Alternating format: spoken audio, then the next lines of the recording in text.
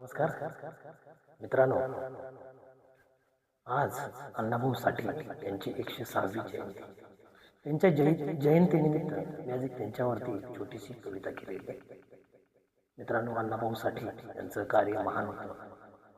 त्यांच्या कार्याचा थोडक्यात आढावा मी या कवितेत मांडण्याचा प्रयत्न केला आहे.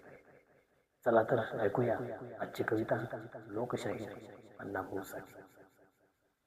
वाटेगावी इतिहास घडला, वाटेगावी इतिहास घडला, वालूच्या पोटी अण्णा जन्मला. भाऊराव पाहून गहिवरला, भाऊराव पाहून गहिवरला, तुकाराम त्याचे नाव ठेविला. जातीने समाज होता ग्रासला, जातीने समाज होता ग्रासला. शिकणाऱ्यासही किंवा आडवा आला, गुरुजींनीच भेदभाव केला, गुरुजींनीच भेदभाव केला. दीड दिसच अण्णा शाळा शिकला. गरिबीने हाहाकार होता माजला, गरिबीने हाहाकार होता माजला.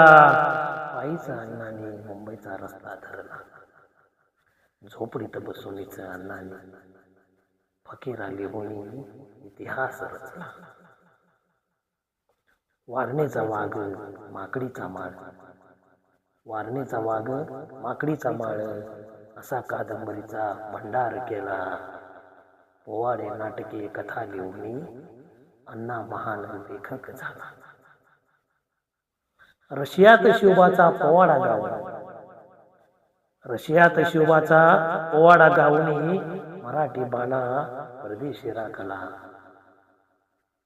मुंबईत महाराष्ट्रात आणण्यासाठी, मुंबई महाराष्ट्रात आणण्यासाठी लेखणीतून अण्णांनी समाज जागृत केला. धरती शेषनागाच्या फणावर नसून, धरती शेषनागाच्या फणावर नसून, वसली मजदुराच्या तळ हातावरी. मजदुराची अशी व्यथा मांडून, मजदुराची अशी व्यथा मांडून अण्णांनी मांडली ती जगतावर. जग बदल घालून घाव, जग बदल घालून घाव, मज सांगून गेले भीमराव. हे बाबासाहेबांचे विचार घेऊन समाजात मांडले अण्णांनी ओळखून.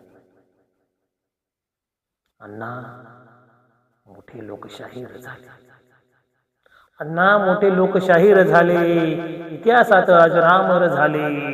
अहो दीड दिसच शाळा शिकवली, अहो दीड दिसच शाळा शिकवली, अण्णा साहित्य रत्न झाले, अण्णा साहित्य रत्न झाले, अण्णा साहित्य रत्न झाले. नमस्कार मित्रांनो, या कवितेतून अण्णाभाऊ साठे यांच्या कार्यास माझा मानाचा मुजरा. धन्यवाद. पुन्हा भेटू एका नवीन कवितेसह. तोपर्यंत धन्यवाद. नमस्कार.